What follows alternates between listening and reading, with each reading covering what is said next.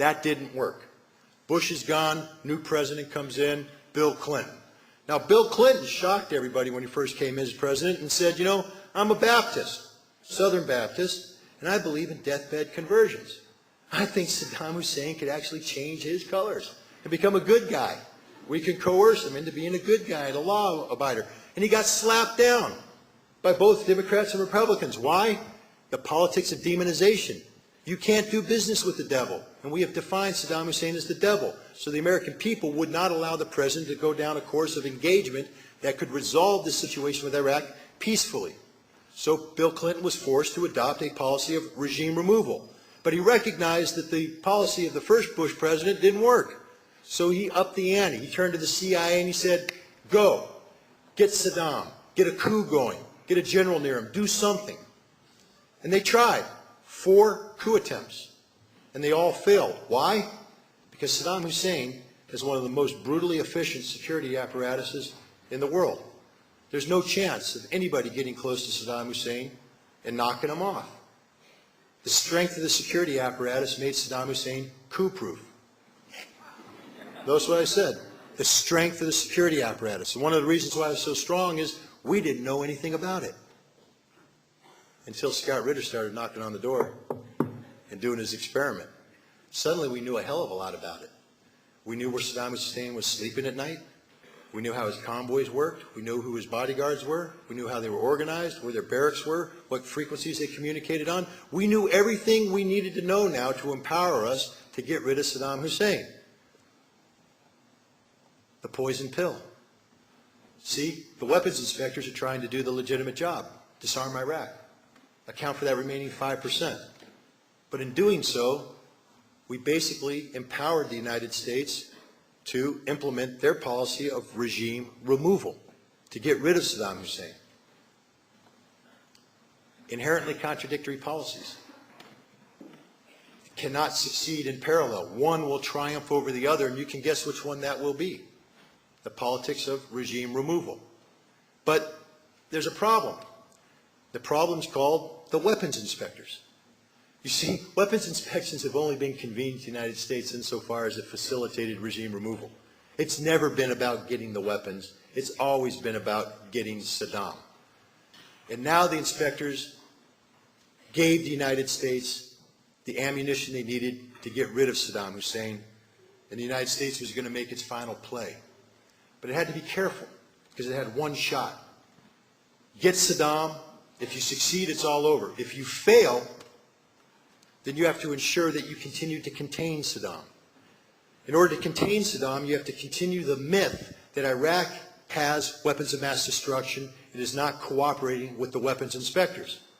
One of the things my little frog experiment was showing, as we defined what the security apparatus was, is that they weren't hiding anything.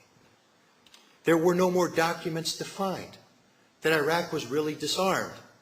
And suddenly the United States was confronted with a nightmare. My God, inspections actually work. They disarmed Iraq. But you can never admit that. Because if inspections work and we disarmed Iraq, then you have to do what international law says, which is lift economic sanctions. And if you lift economic sanctions,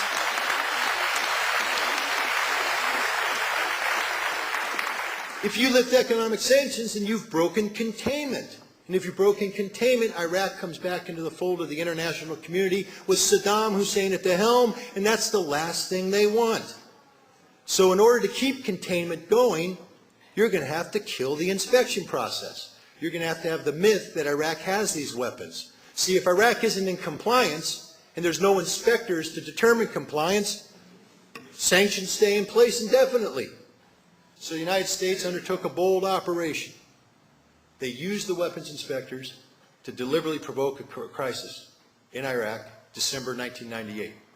The inspectors went to a facility, the Ba'ath Party headquarters in Adamiyah, knocked on the door and said, we want to come in. The Iraqis said it's a sensitive site. 4 people, sensitive site modalities. But the United States had an ace up its sleeve. It told Richard Butler, the executive chairman, to instruct his chief inspector to rip up the sensitive site modalities, make them null and void. So when Iraq said, please come in, 4 people, the chief inspector said, nope, Everybody. The modalities are no longer in effect. Now, they did this without telling the Security Council. This is an American unilateral action. And the Iraqis said, hey, time out. You're welcome to come in and inspect this site, but the modalities have to apply. And Richard Butler said, no, we're going in with everybody or we're not going in at all. And the Iraqis said, that's the way you want it? You can't come in. Richard Butler picks up the phone, calls the White House and says, Iraqi obstruction.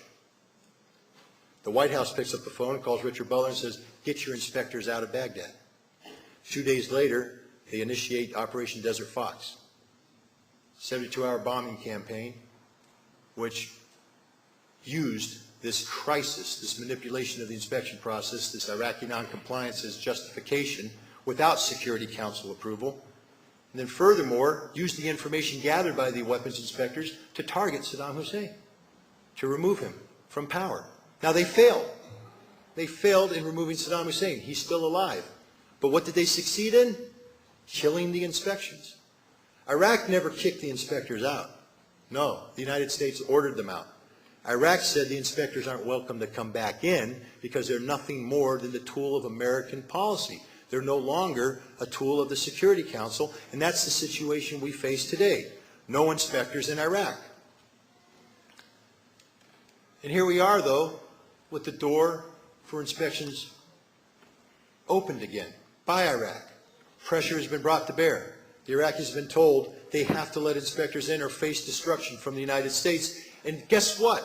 The Iraqis said, yes. Yes, come in. President Bush didn't want to hear yes. He wanted to hear no.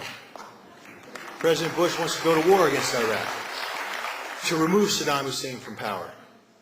The last thing President Bush wants to do is send inspectors back to Iraq because they face that same quandary. What happens if the inspectors don't find anything? You got to lift sanctions.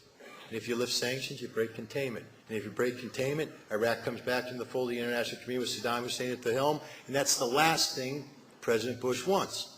You see, President Bush has to deal with the reality that in the United States, the American people are still brainwashed about this demonization of Saddam Hussein. It's very difficult for someone to stand up and talk the truth about Iraq because the truth represents a very complex situation, so many shades of gray. When we talk about Iraq, it has to be in stark terms, black, white, good, evil. And we've defined Saddam Hussein as evil. Therefore, we can't deal with him. We can't accept Iraq coming back into the international community with Saddam Hussein at the helm. No politician will be able to survive in America if he goes down that path.